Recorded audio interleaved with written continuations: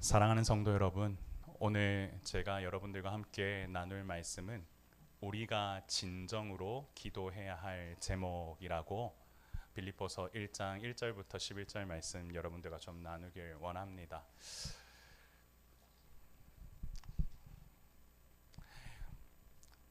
여러분, 우리의 삶을 통하여서 이제 하나님의 말씀을 나누는 시간을 우리가 오늘 또한 가지려고 하는데요. 빌립보서 하면은 다들 옥중서신이라고 신앙생활을 조금 하신 분들은 알고 계실 겁니다.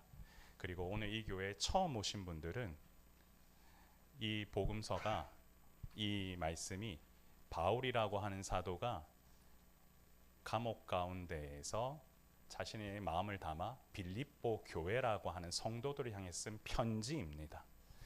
편지는 어떻게 쓰냐면 마음을 담아서 씁니다. 그리고 그 사람의 마음에 진심이 담겨 있습니다. 그렇기 때문에 그 편지를 받는 사람은 마음에 감동이 생길 수밖에 없고 마음에 울림이 있을 수밖에 없습니다. 여러분, 우리는 이 편지를 바울이 쓴 시대에서 훨씬 뒤에 지금 보고 있습니다. 바울이 직접 우리에게 쓴 것은 아니지만 여러분 그래도 자세히 보시다 보면은 우리 마음에 울림이 있을 겁니다. 그걸 뭐라 그러냐면 이 공간 가운데 이 말씀을 통하여 누가 임재하고 계시냐면 성령께서 이 말씀을 통해 우리에게 지금 말씀하고 계신다라고 이야기하는 것입니다. 그래서 목사가 전하는 말이 아니라 지금 이 얘기는 성경의 말씀을 통하여 여러분 마음에 닿는 얘기며 우리는 그 말씀을 어떻게 받아야 되냐면 그렇구나. 이거는 하나님의 말씀이기 때문에 내가 아멘으로 받을 때 나에게도 이와 같은 일이 일어날 줄 믿으시길 바랍니다. 여러분, 바울은 자신과 디모데를 뭐라고 표현하냐면 그리스도 예수의 뭐라고 했냐면 종이라고 표현했습니다. 여러분, 누군가의 종이란 얘기는 주인의 얘기를 섬기고 주인의 얘기대로 따르는 사람입니다. 그러면 우리는 누구를 제대로 알아야 되냐면 바울이 이 편지를 쓸 때 그리스도 예수의 종이라고 했기 때문에 우리의 인생 가운데 그럼 도대체 예수 그리스도는 누구시냐, 이 사실을 정확히 아는 것이 너무나 중요합니다. 여러분이 알고 계시는 예수 그리스도, 지금까지 만나고 경험하셨던 예수 그리스도가 분명히 있으실 줄 믿습니다. 제 삶에도 예수 그리스도 하면 딱 떠오르는 건 누구냐면 요한복음 1장 14절의 말씀, 제가 자주 나누는 얘기죠. 말씀이 육신이 되어 우리 가운데 거하심에 우리가 그의 영광을 보니 아버지 독생자의 영광이요 은혜와 진리가 충만하더라. 말씀이신 그분이 이 땅 가운데 우리에게 오심으로 말미암아 죄인이었던 우리의 삶이 변화되고 그분이 죽었다가 살아나심에는 그 사실을 믿는 자마다 영생을 얻는다고 하는 그 사실을 우리가 아멘으로 받아들일 때 우리는 우리의 삶에 이제는 더 이상 어둠이 있는 것이 아니라 참된 빛으로 오신 그분에 따르는 종으로서 어떻게 살아야 할지 목표가 바뀌게 된다는 겁니다. 여기 계신 분들 가운데 많은 분들이 직장 생활 하시기도 하고 또한 가정 일을 돌보시기도 하고 삶의 자리에서 아마 치열하게 사실 줄 믿습니다.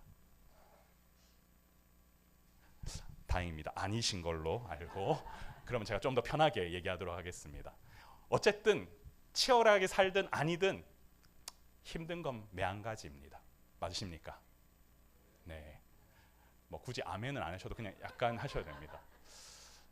제가 한국에 와서 말씀 나눌 때 가장 많이 하는 얘기가 그 얘기죠. 우리는 입에 뭘 달고 삽니까? 목사님 쉽지 않아요. 제가 그냥 경험해보니까 다 쉽지 않습니다. 쉬운 일을 찾는 게 문제인 거죠.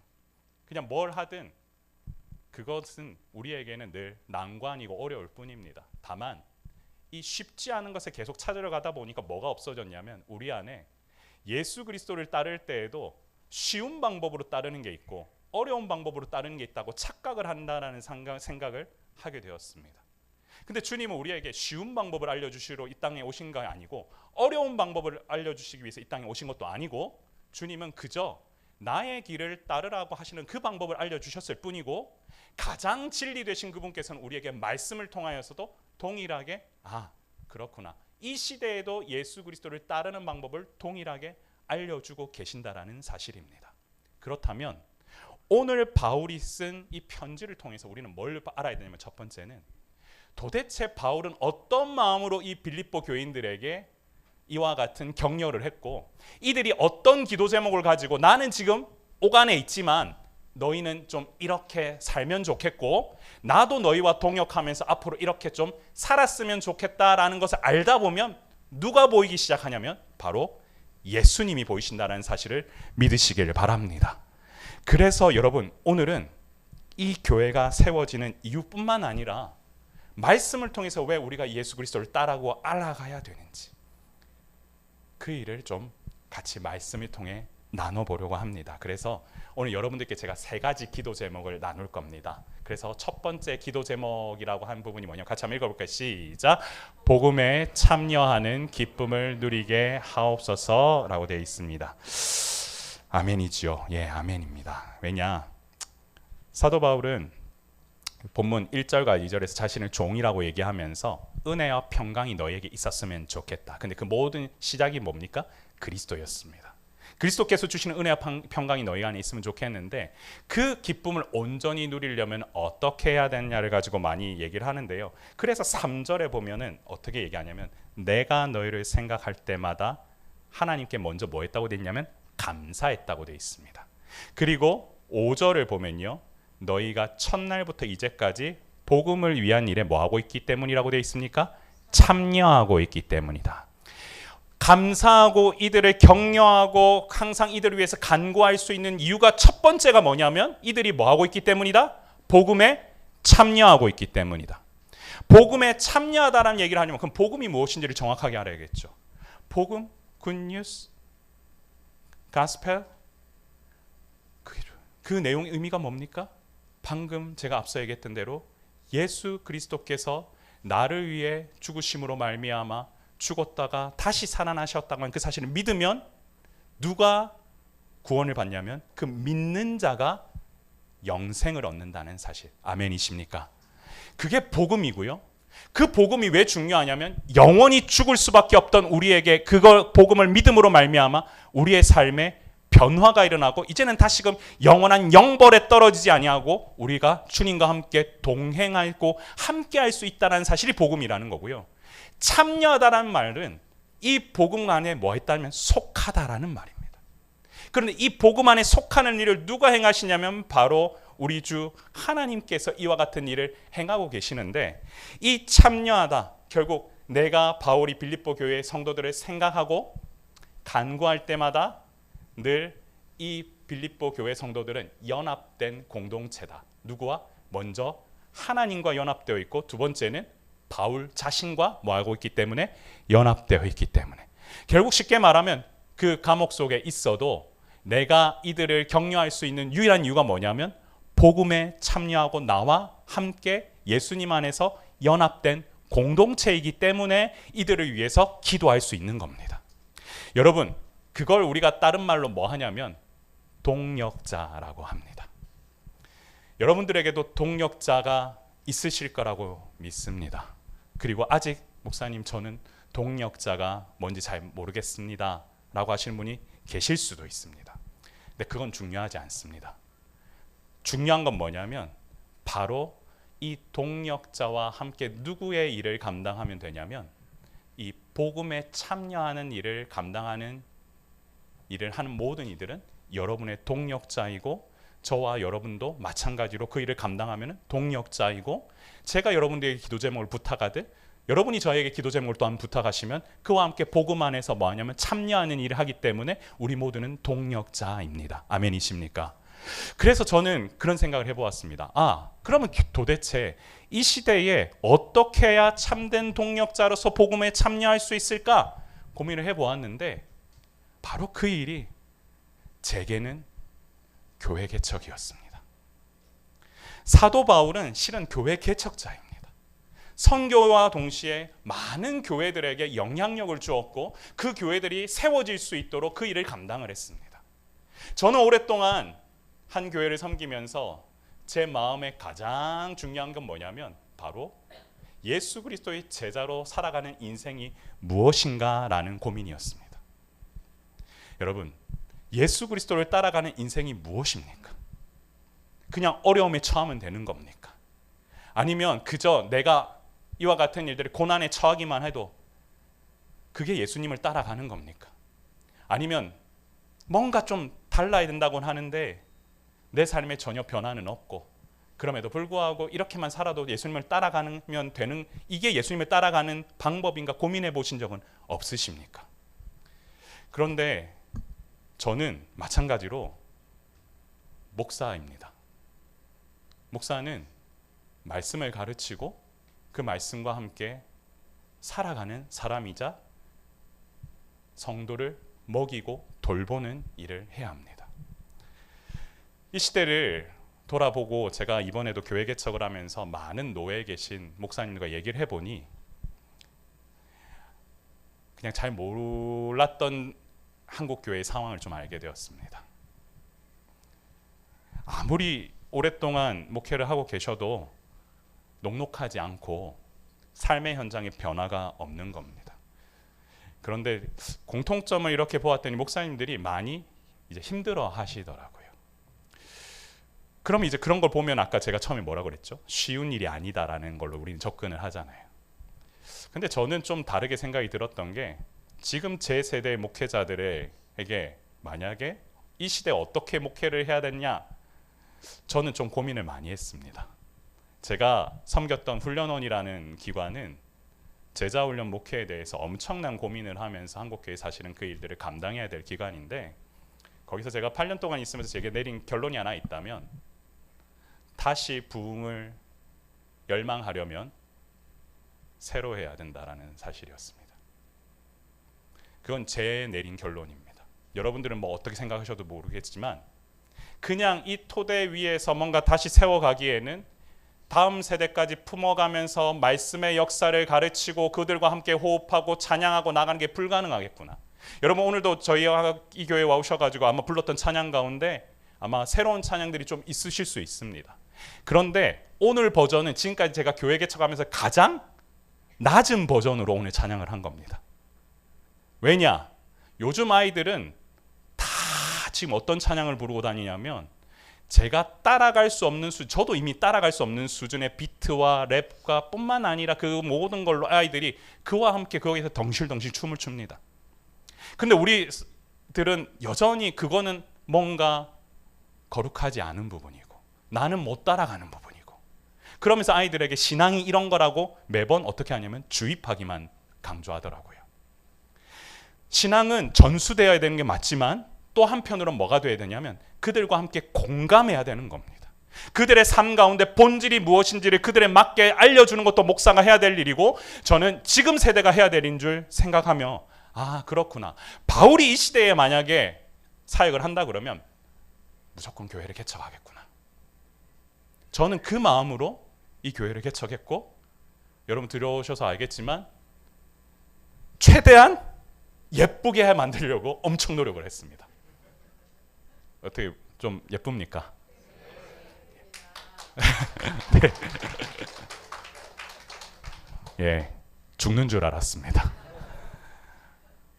제가 이거는 이제 교회 개척하는 목사하고 여러분들 오셨으니까 제가 나누자면 정말 많이 알아봤습니다. 장소부터 하나하나. 그런데 쉽게 말씀드릴게요. 그냥 소개받은 장소에서 만약에 시작을 했을 경우에는 그냥 제 마음에 뭘 뜻한 걸 펼쳐보기도 전에 안 되겠더라고요. 이유가 뭘까 생각을 해봤는데 이미 세대가 많이 바뀌었습니다. 그리고 대한민국이라는 곳을 생각을 해봤더니 대한민국을 왜 밖에 이렇게 보이는 장소들이 그렇게 갈 만한 곳이 다들 그렇게 만만치가 않더라고요. 제가 이렇게 보니. 그러니까 실내 부부 인테리어가 너무 많이 발전을 했는데 여기서 교회를 한다고 했을 때 어떻게 해야 되나 했을 때 적어도 세상이 왔을 때 세상 사람들이 왔어도 아 그래 교회가 이럴 수도 있구나라는 거 정도는 제시를 해야 된다고 생각을 했는데, 그게 저는 이 시대에 맞는 말씀과 함께 복음에 참여하는 방법이라고 생각했던 겁니다. 그러다 보니 많은 조언도 해주시고 하지만 제게 중요했던 건 뭐였냐면, 주님 어떻게 하면 좀 다르게 해볼 수 있을까요? 본질은 살리되 여러분 아시겠지만 저는 본질에서 멀리 가지 못할 만큼 제자훈련 목회 철학에 죄송합니다. 쩌들어 있는 사람입니다. 그거에서 못 갑니다. 목사님은 그래봐야 저거 하고 있을 거야 하면 아마 그거 하고 있을 겁니다. 그런데 제가 하나 본 건 뭐냐면 그렇게 해도 제가 어떤 교회를 탐방 갔을 때에 저보다 훨씬 더 나이 많으신 목사님이 너무나 복음을 보수적으로 선포하시는데도 전달하는 방법은 너무 세련된 겁니다. 그게 제가 참여했던 미서부의 벤처 크리스천 철치를 갔을 때 느꼈던 감정이었는데 그렇구나. 말씀은 보수적으로 하지만 전하는 걸 세련되게 할 수 있다면 그래도 다시 한번 복음이 없는 세대에 뭔가 나눌 수 있지 않을까. 여러분은 어떻게 생각하실지 모르겠습니다. 복음에 참여한 일이 무엇일까? 그러나 이건 어째 보면 바울이 빌립보 성도들을 너무 사랑하는 마음으로 첫 번째 했던 얘기인데 그 얘기는 다르게 얘기하면 하나님께서 오늘날 이 시대에 너희가 복음에 참여하는 사람이 되었으면 좋겠다라고 하는 권면이고 우리는 반대로 그런 하나님 앞에 주님 내가 이 시대에 맞게 복음에 참여하는 자로 기도하며 나아가길 원합니다라고 고백할 수 있는 우리의 기도 제목이 되어야 할 줄 믿습니다. 그래서요 제가 여러분들과 함께 나누고 싶은 얘기는 뭐냐면 같이 첫 번째 마지막 부분을 보면요 같이 한번 읽어볼까요? 시작. 교회 개척은 하나님 나라 사역을 확장하는 일이다. 복음에 집중하고 성교적 교회를 세우기 위해 서로 격려하는 공동체를 만든다는 것은 그것 자체가 주님이 기뻐하시는 일이다. 아마 여러분 주보에 제가 선교적 교회라는 말을 얘기하는데 미셔널 처치라는 건 이미 예전부터 있던 개념입니다. 이제는 더 이상 교회가 그 자리에 있으면 안 되고 세상으로 들어가 보냄받은 자로서의 사명을 감당할 수 있는 그 일을 감당해야 되고 그 일을 하기 위해서는 한 명 한 명 따로 이렇게 움직이는 게 아니라 그와 같은 일들을 같이 우리가 소망함으로 나아가야 된다. 그것이 여러분들 이 시대에만 우리가 감당해 교회의 본질이라는 사실을 믿으시길 바랍니다. 그래서 하나님 나라 사역을 확장하는 첫 번째 방법 여러분들과 나눴고요. 두 번째 한번 얘기를 나누도록 하겠습니다. 두 번째 기도 제목 같이 한번 읽어볼까요? 시작. 은혜에 참여하는 자가 되게 하소서. 여러분 본문 7절과 8절 보시면 이는 너희가 내 마음에 있음이며 하면서 나의 메인과 복음을 변명함과 동시에 확정함에 너희가 다 나와 함께 뭐라고 되어 있습니까? 은혜에 참여한 자가 됨이라 라고 되어 있습니다. 근데 은혜에 참여하는 게 뭘까 했을 때 그 뒷부분이 중요하겠죠. 내가 누구의 심장으로? 그리스도의 심장으로. 여러분 그리스도의 심장으로 사랑한다는 것은 여러분 예수 그리스도께서 죽으실 때에 그 피를 다 쏟아내시면서 우리의 죄값을 치르기 위해서 하셨던 그 사랑으로 이 공동체를 품겠다라는 얘기입니다. 그렇다면 이 일을 하기 위해서는 누가 이루어야 되느냐라고 보고 되는데 여기 보시면 착한 일을 시작하신 이가 6절에 그리스도 예수의 날까지 뭐 하신다면 이루실 줄을 우리가 뭐 한다고요? 확신한다고 되어 있습니다. 누가 이루시냐? 착한 일을 행하시는 이요. 그분이 누구시냐? 바로 이 땅 가운데 온전히 하나님께서 이 선한 일들을 계획하고 계시고 누구를 통하여? 예수 그리스도를 통하여 이 일을 감당하실 것인데 그 일을 감당하기 위해서는 뭐냐면 함께 그 일을 우리가 품고 나아가는 모든 이들은 은혜에 참여하는 자가 되어야 되는데 이 일을 이루시는 주체가 누구시다? 바로 하나님이시라는 겁니다.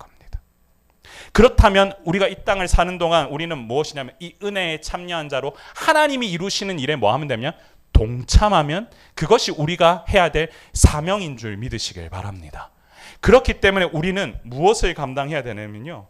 매 순간 은혜가 무엇인지 그리고 그리스도의 심장으로 사랑하는 것이 무엇인지를 우리가 고민을 해야 됩니다.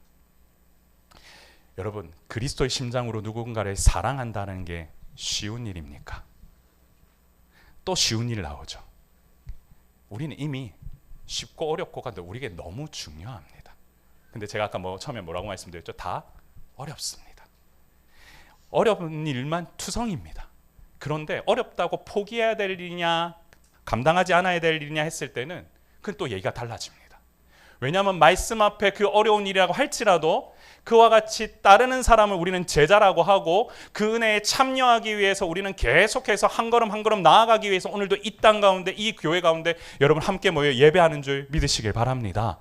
그리고 이 교회는 그렇게 세워져 가고 있고, 또한 이 교회도 은혜에 충만한 교회가 되기 위하여, 은혜에 참여한 자들이 모인 공동체가 되기 위하여 기도함으로 나아가고 있습니다.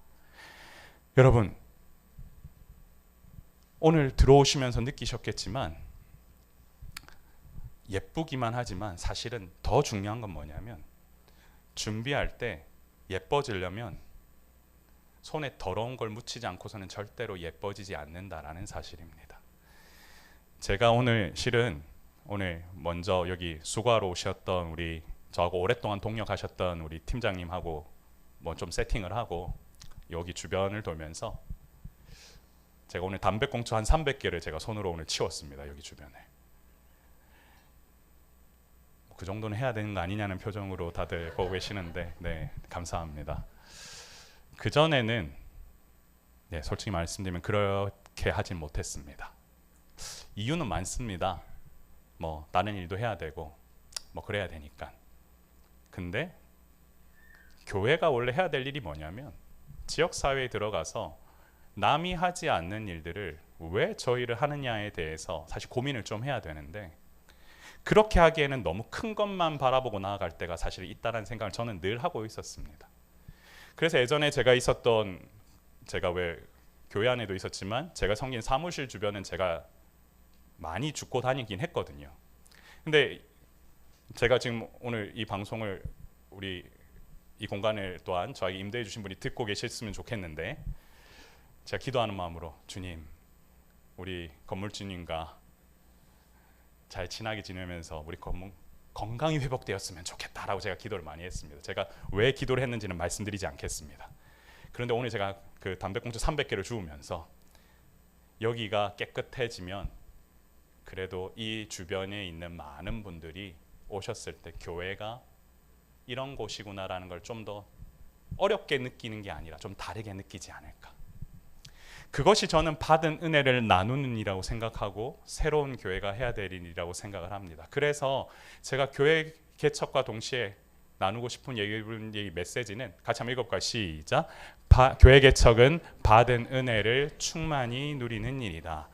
여러분, 교회 개척하면서 제가 가장 많이 고민하고 있는 게 뭐냐면, 약간 슬로건 같은 거를 어떤 거를 좀 제시하면 좋을까 하다가 제 마음에 딱 와닿은 게 뭐냐면, 주기도문에 보면 이거 있지 않습니까? 하늘의 뜻이 이 땅 가운데 이루어진 것 같이 On earth as it is in heaven 이라는 구절이 영어로 있습니다. 그런데 그 구절의 얘기를 저는 어떻게 좀 이 교회가 감당했으면 좋겠냐고 생각을 했냐면, Here as it is in heaven, 마치 이곳이 하나님의 나라인 것처럼. 그래서 제가 앞으로 사역하는 동안에는 예전에도 저에게 주셨던 메시지가 많았는데, 마치 이곳이 하나님의 나라인 것처럼. 그 얘기는 하나님의 백성들이 모여서 이곳에서 편안함을 누리고 쉼을 누리고 은혜를 나누고 그 은혜에 충만한 일. 힘들기만 한 게 아니라 정말 행복한 게 무엇이고 교제하는 것이 무엇인지를 깨닫는 일. 그리고 그들이 함께 모여서 얘기를 나눌 때 예수 그리스도의 향기가 드러나고 이 땅 가운데 다시금 어떻게 하면 주님 원하시는 일을 감당할 수 있을까 고민하는 그런 공동체. 그리고 오셨을 때는 편안함을 누리고, 그리고 함께 얘기 나누고 예배도 자유롭게 드리고. 그래서 이 공간에서 이와 같이 예배도 드리지만 또한 저 뒤에 있는 사무실에서, 그리고 옆에 있는 이 도서관 같은 곳에서, 그리고 옆에 있는 이 테라스에서, 여기를 이름을 뭐라고 지었냐면요, 저는 사랑채플이라고 얘기할까요? 여러분이 앞으로 사랑채플 하면 여기로 오셔야 됩니다. 그 다음에 옆에는 샘물채플입니다. 예, 옆에는 샘물채플입니다. 샘물을 저기 해야 되는데 우리 샘물 옆에 흐르니까, 그러나 저기는 제가 붙이고 싶은 명칭이 샤론 테라스입니다. 그래서 앞으로 샤론 테라스에서 모이시면 좋겠습니다 하면 이쪽으로 오시면 되고, 그리고 더 감사한 거는 교회 이름을 사랑의 샘물교회라고 지을 때만 해도 옆에 샘물이 흐를 줄 몰랐는데 옆에 지금 샘물이 흐르고 있습니다. 그래서 제가 지금 강력하게 우리 또 건물주님께 저기 민원을 좀 어떻게 하셔서라도 좀 시계가 나올 정리할 때가 좀 됐다고 하시는데 언제쯤 되니까 저한테 항상 목사님 이제 지금 좀 나와요. 계속 이러시거든요. 그래서 좀 잘 정리가 되면 더 많은 거 보면서 좀 편안함도 누리고 같이 은혜를 누릴 수 있는 그런 교회를 나누고 싶다라는 생각이 듭니다. 사랑하는 성도 여러분, 예수 믿는 거는 정말 행복한 일인 줄 믿으시길 바랍니다. 그냥 옛날 생각에 너무 갇혀 있지 마십시오. 교회 개척이라고 하는 건 사실은 엄밀히 말하면 목사 혼자 하는 게 아닙니다. 그리고 모델이 너무 많습니다. 그런데 늘 어떻게 받아들이시냐면 그냥 목사님이 뭘 하시는구나 이렇게 생각하시는 것 같습니다. 그거 아닙니다. 복음을 위하여서 함께 뭉쳐서 그 일을 감당하기 위해서 기도하면서 하나님 나라를 확장하기 위해서 이 일을 감당할 때 받은 은혜를 나누고 충만하게 거하는 그곳에 많은 성도들이 새롭게 안 믿는 사람들이 오게끔 하여서 전도하는 것. 그게 앞으로 해야 될 교회 개척이고, 이제는 그거 하면 힘들고 어렵고 이런 개념으로 접근하는 게 아니라 다르구나. 이제는 완전히 패러다임 시프트가 일어나서 이 땅 가운데 이와 같은 공동체들이 세워져야 되는구나. 저는 그런 마음이 있으신 분이라면 언제든지 환영하고 이 공동체와 함께 저도 정성으로 섬길 겁니다. 여러분, 그런 공동체가 될 수 있도록 기도해 주십시오. 그리고 함께 지켜봐 주십시오. 그리하면 반드시 그런 날을 또한 보게 될 것입니다. 그리고 여러분들과 함께 마지막으로 나누고 싶은 얘기가 뭐냐면 세 번째 기도 제목입니다. 같이 한번 읽어볼까요? 시작. 의의 열매가 맺는 기쁨을 허락하옵소서라고 되어 있습니다. 아멘. 여러분 9절 보면 9절 이하가 내가 기도하노라 라고 되어 있습니다. 그런데 거기 보시면 너희 뭐라고 되어 있냐면 사랑을 뭐라고 되어 있습니까? 지식과 모든 총명으로 점점 더 풍성하게 하사라고 되어 있습니다. 여기까지만 볼게요. 사랑을 뭐 했다고요? 지식과 모든 총명으로 점점 더 풍성하게 했다는 겁니다. 여러분들 느끼셨을 때 사랑은 뭔가 따뜻한 감정적인 거라고 생각하지만 사실 사랑만큼 이성적이고 강하고 정말 정확한 게 없습니다. 또 반면에 사랑만큼 정말 뜨겁고 감정적이고 우리의 마음을 푸근하게 해주는 것도 없습니다. 근데 그 사랑에 뭐가 더해지는 겁니까? 지식이 더해지고 총명이 더해졌다고 되어 있습니다. 그 얘기는 내가 어떻게 기도하는 거냐면 바울이 너의 이 모든 건 예수 그리스도의 사랑 위에 하나님을 알아가는 뜻과 지식과 하나님께서 원하시는 것들을 더욱더 풍성하게 할 때 너희 역시 이제는 뭐 하게 되냐면 선한 것이 무엇인지를 깨달아 알게 될 것이고, 이제 앞으로는 더 이상 그리스도의 날까지 그분이 오시기까지 어떻게 살 거냐? 너희 스스로가 항상 의의 열매가 되도록 내가 기도하겠다라는 겁니다. 더 쉽게 말하면 너희 삶 가운데 예수님 때문에 분별할 수 있는 것들이 더욱더 풍성해지고 그것이 열매 맺어서 너희로 하여금 더욱더 뭐하게 만든다? 성장하게 만들 거라는 겁니다. 그래서 의라고 하는 것은 단순히 정의로운 이런 개념이 아니라 하나님과 내 사이의 온전한 관계를 기초로 한 열매, 카르포스, 이건 점점 더 많이 성장한다는 겁니다. 그럼 여러분들 어떻게 하냐면 내가 앞으로 기도해야 될 제목이 뭐냐면 주님, 내가 하나님과 은혜 가운데에서 점점 더 그와 같은 열매를 풍성하게 맺어질 수 있도록 성장하는 사람이 되게 하여 주옵소서. 그 얘기가 교리적으로 말하면 주님, 이 땅을 살아가는 동안 성화의 과정을 살아갈 텐데 내 삶 가운데 그리스도를 닮아감으로 말미암아 이 성화의 과정을 통해 주님 오시고 나서 영화의 그 놀라운 세계를 경험할 때 나도 주님과 함께 동행하는 의의 열매가 넘치는 사람이 되게 하여 주옵소서. 그것이 이 사도 바울의 기도 제목이었습니다. 사랑하는 성도 여러분, 여러분의 삶에 의의 열매가 풍성하게 맺혀지기를 소망합니다. 그래서 열매는 계속 풍성해져야 됩니다. 내가 한때 주님 좀 알아간다고 달려가기 위하여서 좀 집중하며 나아감으로 인하여 좀 훈련받아 변화되기도 하고 그리고 좀 나아졌다라고 생각할 때도 있지만 실은 의의 열매가 풍성해진다라는 거는 계속해서 이 길 가는 게 그냥 좋은 겁니다. 예배 드리는 게 좋은 겁니다. 말씀 나누고 찬양하는 게 좋은 겁니다. 그리고 그와 같이 섬기는 일이 너무 행복한 겁니다. 주의 공동체 가운데 와서 교제하는 게 좋은 겁니다. 나만 말씀 보고 혼자서만 하나님과의 관계에 있는 게 끝나는 게 아니라 수직적인 관계뿐만 아니라 수평적인 관계까지도 다 이루어져서 원만하게 이 모든 상황 속에서 복음을 통하여서 계속 성장해 나갈 수 있는 그런 공동체에 오셔서 여러분도 자라나셔야만 여러분 삶 가운데 이 기도 제목대로 사는 건 줄 믿으시길 바랍니다. 그러면 이 모든 세 가지 오늘 정리해 볼게요. 첫 번째가 뭐였죠? 복음에 참여하는 기쁨. 두 번째, 은혜에 참여하는 자. 세 번째, 바로 의의 열매가 맺혀졌을 때 우리는 어떤 존재로 살아가게 되느냐? 마지막으로 우리 한번 나누면서 하려고 하는데요. 여기도 한번 좀 바꿔주시겠어요?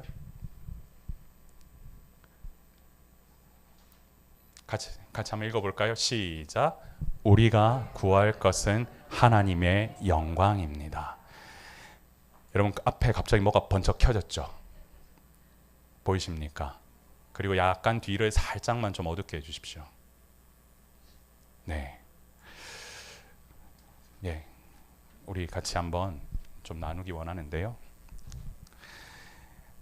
여러분 이 땅을 살면서 우리가 구해야 될 마지막 기도 제목이 뭐냐면 11절에 나와 있는 대로 의의 열매가 가득하여 뭘 되기 원하노라? 하나님의 영광과 찬송이 되기를 원하노라.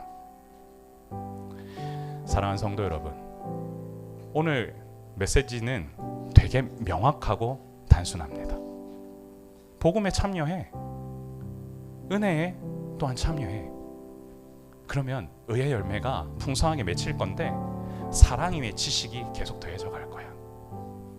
그런데 그때 어떻게 되냐면 하나님의 영광과 찬송으로 너희가 되기를 원한다. 그러니까 여러분 존재 자체가 뭐냐면 하나님의 영광과 찬송인 겁니다. 우리가 무엇인가 하고 말고의 문제가 아니라 우리가 그 은혜에 거하기만 하면 우리가 뭐가 되는 거냐면 하나님의 영광과 찬송이 되는 줄 믿으시길 바랍니다.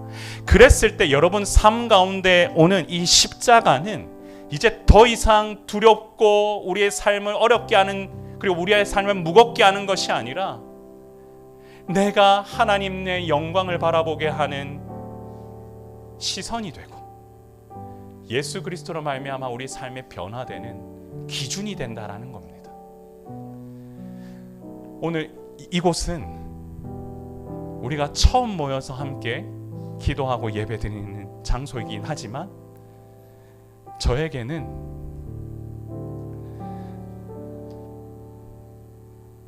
좀 많이 느낌이 다릅니다. 제가 친한 목사님이 생겼습니다.